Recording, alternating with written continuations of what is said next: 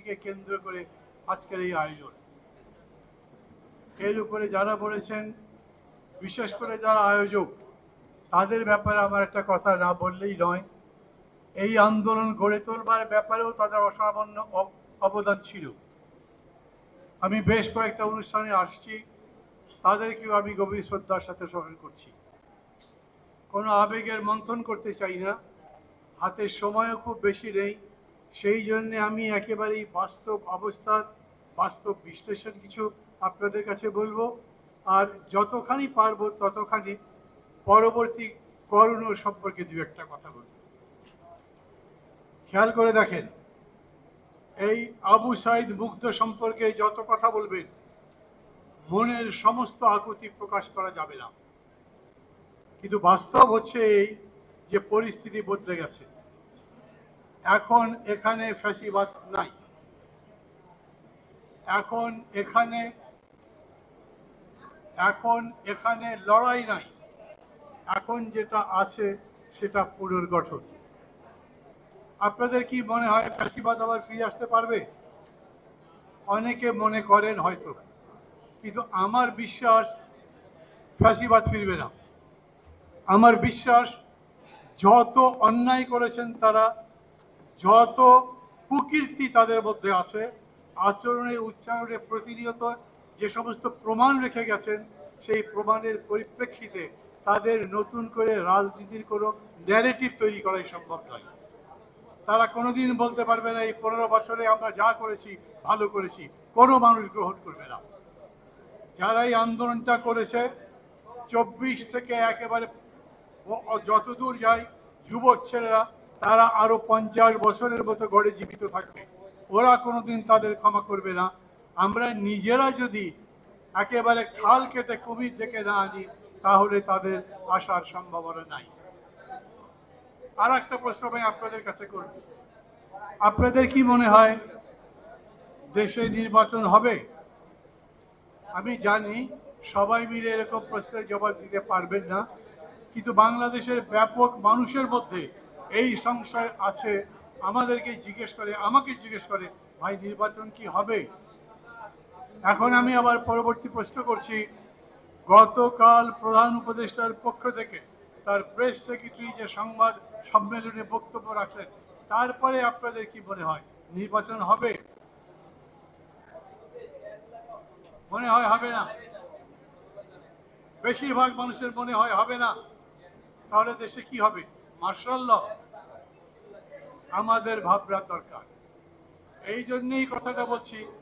উনি বলেছেন ডিসেম্বরের মধ্যে নির্বাচন অনুষ্ঠানের প্রস্তুতি সম্পন্ন করতে হবে, যাতে ফেব্রুয়ারি কিংবা এপ্রিল মাসে নির্বাচন করা যায়।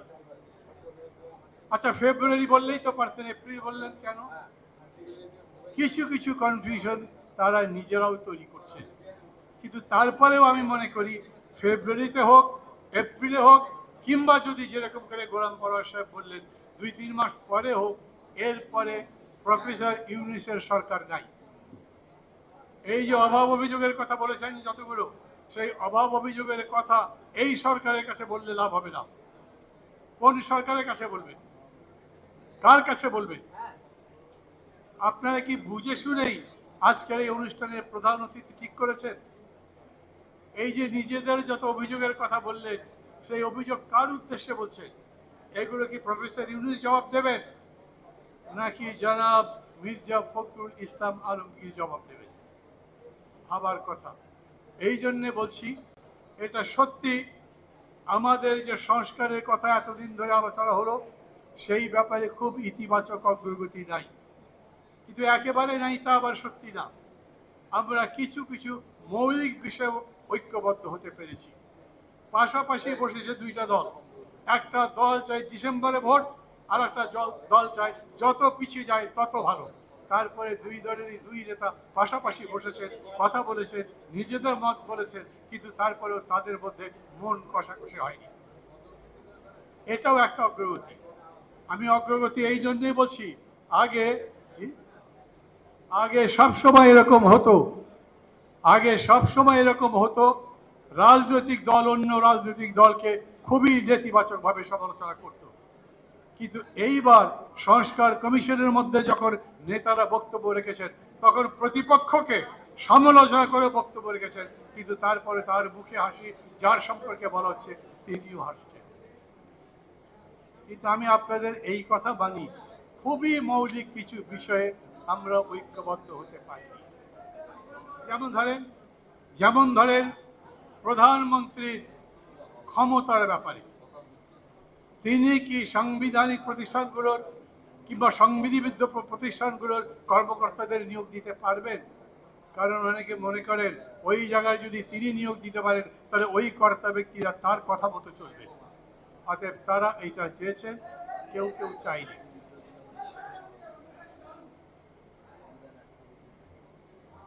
প্রশ্ন হয়েছে এইরকম অনেকগুলো যার মৌলিক বিষয়ে ঐক্যমত হয়নি বলে একটা প্রশ্ন মানুষের মধ্যে আসছে, যে একেবারেই সরাসরি বলা হচ্ছে, কেউ কেউ বক্তৃতা করছে যেরকম যদি সংসদে প্রতিনিধিত্বমূলক ভোটটা হয়, সংখ্যানুপাতিক ভোটটা হয়, তাহলে এই ভোট করে কোনো লাভ নেই। যদি পুলিশ ঠিক না হয় তাহলে সেই ভোটের কোনো মানে নাই। এই এতগুলো কথার পরেও আমি বলি, তাহলে কি দাঁড়াবে? সংস্কার কমিশন যে বৈঠক করছে সেটা কোথায় গিয়ে শেষ হবে?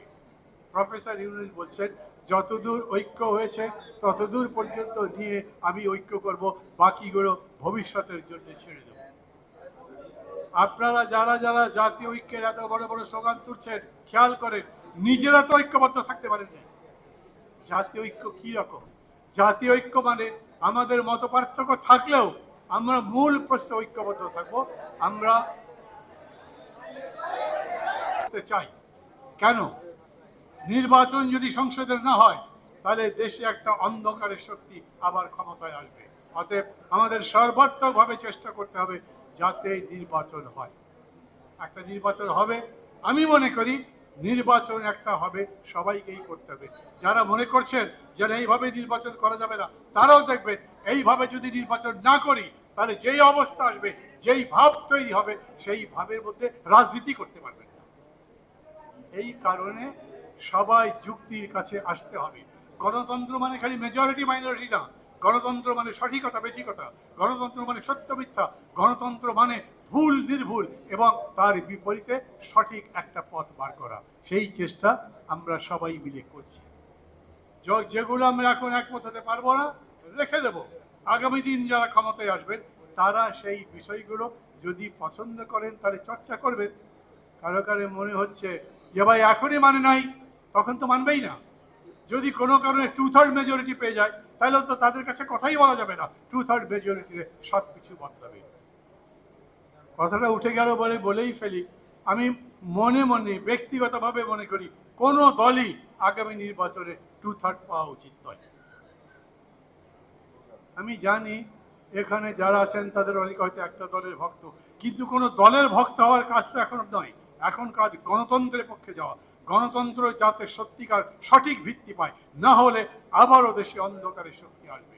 আর আমরা এখানে যদি গণতন্ত্র নিয়ে এরকম লড়াই করি তাহলে যারা ঘাটতি বেড়ে কিংবা দূরে আছেন তারা আসবার সুযোগ কেবল তখন তৈরি হবে। সব কিছু নির্ভর করছে শেষ পর্যন্ত রাজনীতির উপরে, because politics is the commander of the society.